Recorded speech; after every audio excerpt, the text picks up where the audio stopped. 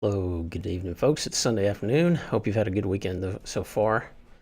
For some of you, depending on the time zone, your weekend might be over. Sorry about that. Anyway, I'm going to give you a brief update on a couple of items related to my CCIE journey. So I'm going to pull up the agenda here in the chat window in case any folks want to, or you're inclined to chat a little bit. Let me find the appropriate windows here, guys. So many windows. All right, there's our agenda. By the way, this background is from some sort of discovery of Mars. Pretty interesting photo there from a Mars orbiter, and they have some sort of ridge here, mountain ridge they discovered, or that they've taken a better picture of, which is really cool. I thought, real great shot there. Anyway, love the astronomy stuff.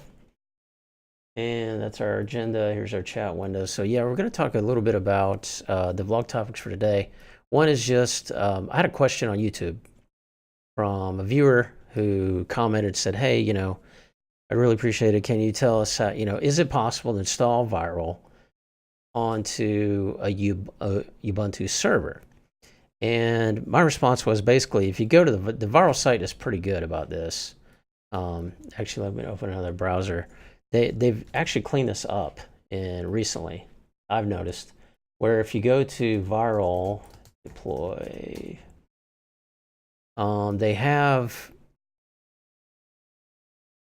they list out the options here. In fact, the main VIRL, I like this. So if you go deploy VIRL, right? Actually go to the home page here. Let's go back to the home page. Getting ahead of my clicks. Yeah, so they've done, I like what they've done here recently to this page, and this kind of came along with 1.5, I think, because I don't remember that this clean before, but the website's getting better and better. But if you click deploy VIRL here, and it shows you the essential options. So you have, of course, OVA to server, OVA to PC, and this is what a lot of people are doing. Of course, this is referring to, like, if you download, I think if you install it in vSphere, you can just deploy it on vSphere. There's OVA to PC, and this is what I'm doing: Fusion Pro workstation and VMware workstation, and it doesn't spell it out, but basically what this is VMware Fusion Pro, VMware workstation, and VMware Player Pro. And then ISO to bare metal. You do a multi-node cluster. I haven't actually looked into this one myself. I believe this is going to refer you to okay, the cluster can have up to 8 compute nodes and 1 controller. The controller is adapted for PE standalone. Okay, this is interesting. So ESXi, bare metal, deploy controller. Yeah, I'm not sure what this configuration is about, but I guess that's I don't know. I could look into that some more, folks, but essentially I was trying to just answer this person's question today. Multi-node cluster, that's an interesting design concept there. And then VIRL on packet. I know other folks who have used this, and it's essentially some of these options in packet. It's a VIRL server running on packet, which is in the cloud. So I know people who have done that prefer that way, and that's great if that's what you want to do. That the advantage to this, of course, is accessibility. So for a lot of these options, you're talking about a non-cloud install, right? Hey, good to see you, Dimitrios. Good to have you, my friend. Hope you're doing well over there in Europe, and glad to have you join today. We're doing good here. It is 6:30 in the afternoon and about to get some dinner, but I thought I'd just do a quick vlog here, talk about some VIRL. Yeah, someone was asking about this. So all these options here, OVA to server, OVA to PC, ISO to bare metal, you come up with a question of, okay, well, if I install this, I can install it on a laptop. So if I install it on a laptop, then as long as I have my laptop with me, I can lab, I can study, okay? So that's great. Laptops are typically limited by resources. So if you want to have a lot of nodes, of course, this is a PE edition. So, you're only going to do up to, I think, 20 nodes. So you're limited there by licensing, but still, that's a lot. Maybe your laptop won't handle that. Maybe you have a desktop that will. So that's fine. If you put it on your desktop, then there's the issue of, well, if I put it on my desktop at home, how do I get to it if I'm traveling, or, if I have a break at work, if I have a lunch break? Well, then you're talking about, you can set up a firewall option, set up your home firewall to allow, the good Greek bits are here. That's right. The Greek bits are good bits, my friend. Bring them on. Yeah, me too. Good to see you. Good to chat with you live too, Demetrios. Hope your studies are going well. You're labbing.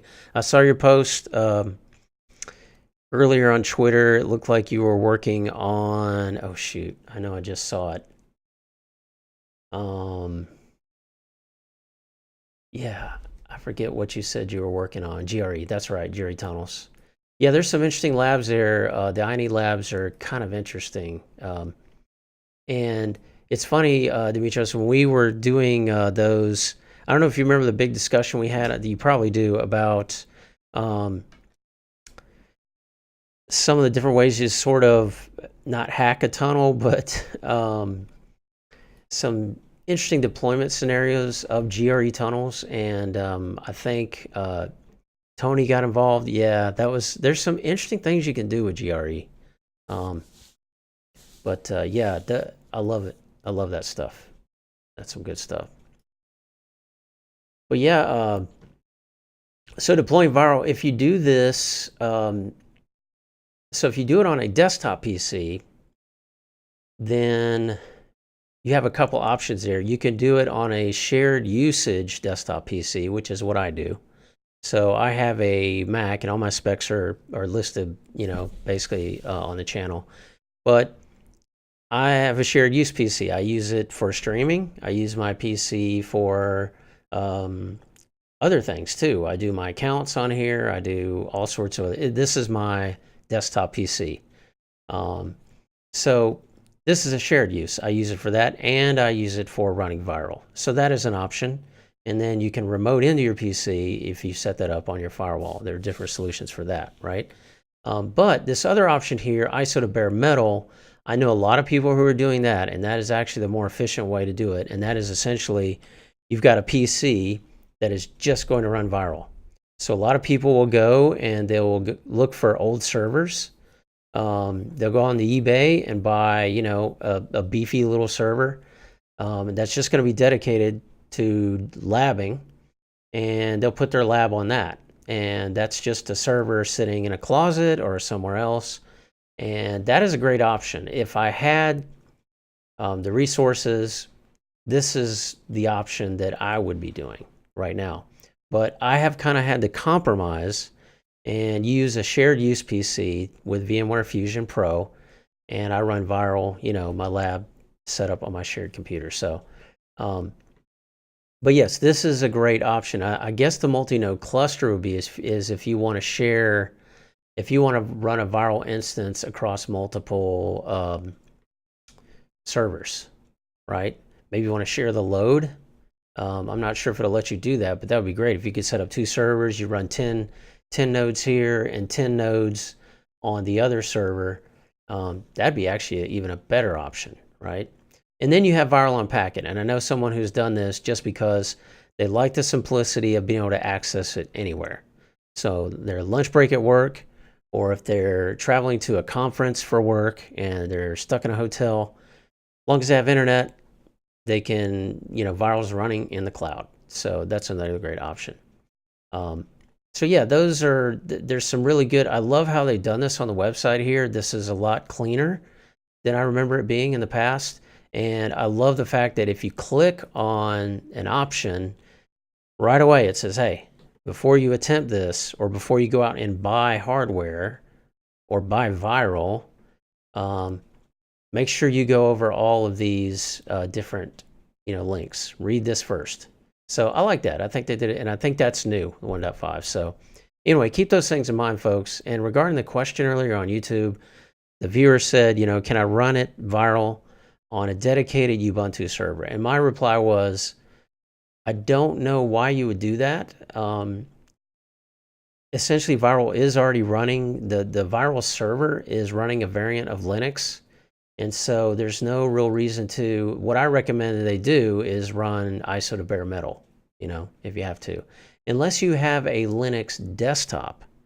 And then in that case, you might be stuck because I don't know if you can run, I guess you could run VMware if they had a version like of Workstation. Do they have a version of VMware Workstation for Ubuntu? Then you could do that, I guess. Let's just check real quick. I've never attempted to do that. When I ran Ubuntu and when I ran Fedora, I did that. If you see my video about Linux, I'm a huge fan of Linux. And I love the Linux and Unix commands.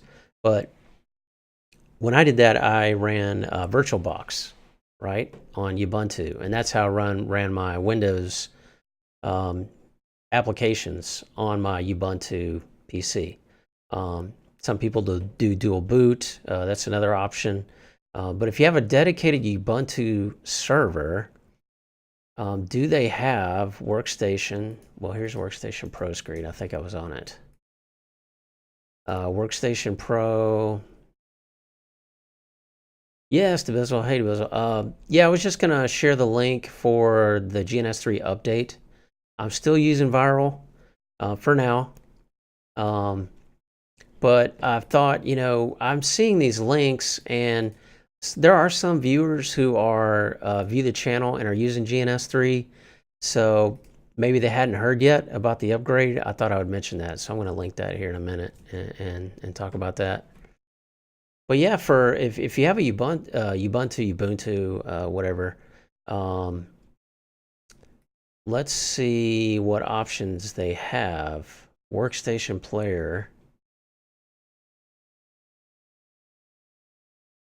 I think VMware Fusion is pretty much the Mac, right? Run nearly any operating, yeah, on a Mac. That's right. Let's see. Do they have?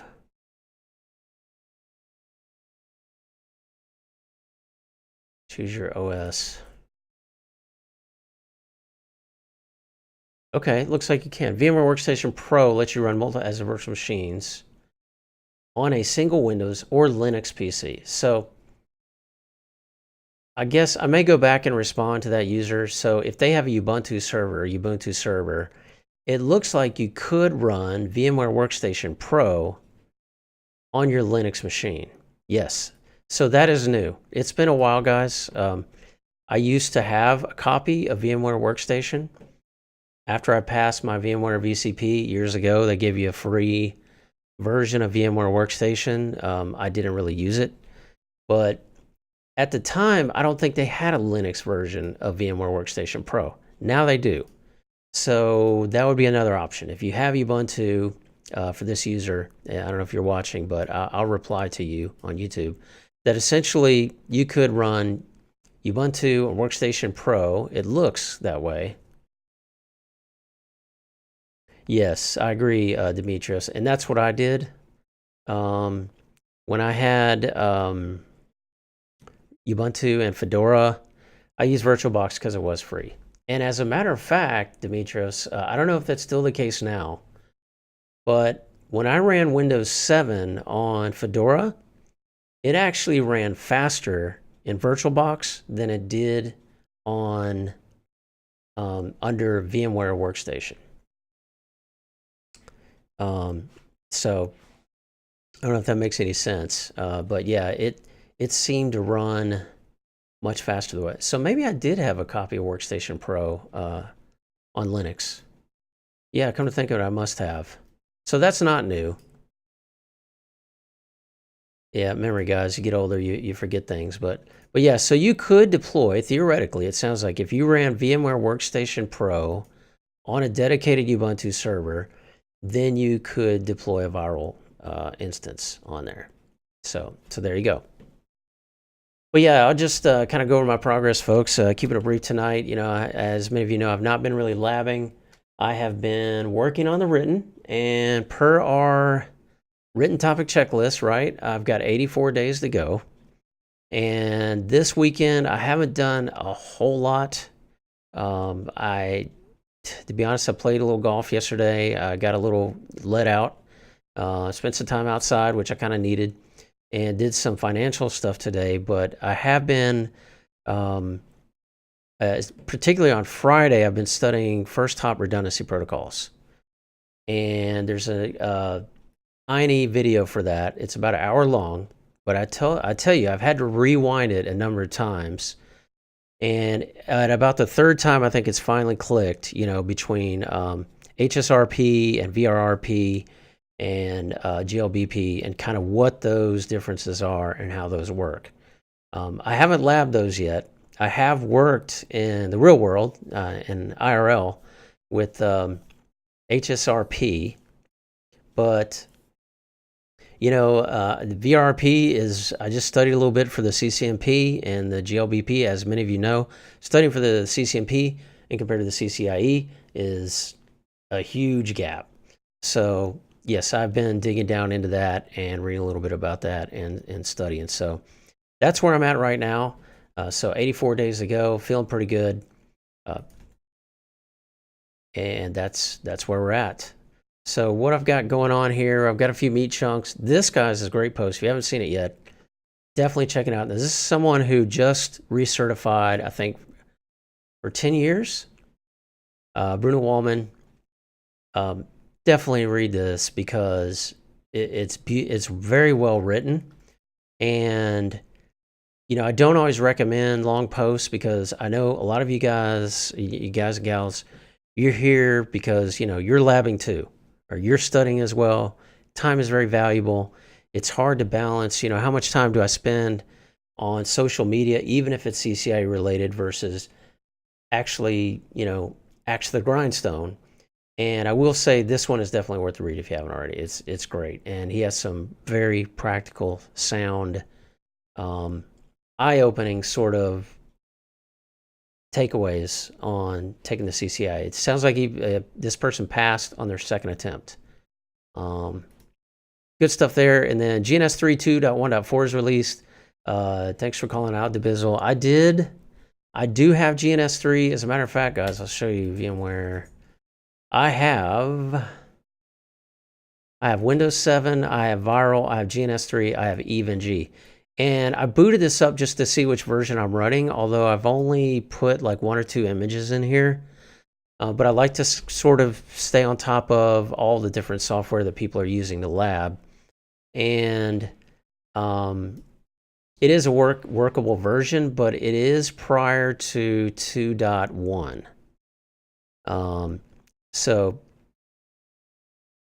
Which was a major release. 2.1 was a major release. So anyway, if any of you guys, if you haven't upgraded yet, I looked at the release notes on this, and it actually takes you, there's an announcement link, and then if you're interested in upgrading and want to see the release notes, and you click on the see what's new, this takes you to version 2.1, like the last release notes. So when can I expect the final release of 2.1 in August 2017? So this is an old post. So they didn't really release any information that I saw about what is in 2.1.4. But hey, what I really liked, and I called this out on Twitter and Instagram, it says it has some frequently asked questions. I have a certification exam next week. Should I upgrade? No. Beautiful, guys. Mad respect for these guys because they know who's using the software. And yes, what it's saying is this, apparently there's a minor, is a release that could break your setup. So take that advice. It's good advice. And then I had one other call out. Tim McC, he just passed his CCIE. He just got his number. He's in the router gods. And, I've conversed with him a number of times, and he gave me a shout out on Twitter, and I really appreciate that. So yeah, follow him on Twitter. He posts some really good stuff. It looks like he did a poll recently about workbooks, just kind of asking the community what sort of workbooks might they be interested in, or are you interested in any additional sort of workbooks? So I don't know, he may be thinking about doing a project about that. Definitely check him out on Twitter, give him some feedback on that if that's a topic of interest to you. that's all I got, folks. Thanks so much for tuning in this Sunday night, and appreciate your time. Again, hope you get all the good bits, Greek and otherwise, Demetrios. And, you know, keep on studying, keep on grinding, guys. We'll be here. Yes, good call out, Demetrius. So I actually want to call out 3 people that are at the Narvik boot camp. And you guys, if you're not on Discord yet, we created a boot camp text channel there. And so, yeah, Doug Kinline and Tony at Show IP Interface Brief, they're both there and just started that. I guess it started, when did it start, Demetrius? Was that started? Because I think Narvik's doing this new format where he's doing 2 weekends. So like the lab starts on the weekend. I don't know if it's a Friday or a Saturday. But anyway, both those guys are there, and Philip Parr's there as well, who has been very supportive of the channel, and he's a part of the Router Gods Forum. Yeah, good luck to those guys, and I wish I was there, but maybe one day in the future. But yeah, thanks, folks. Keep on keeping on, and we'll see you back here soon in Land Tamer Stream. Everybody have a great rest of your evening, and keep up that studying, guys. We'll see you soon.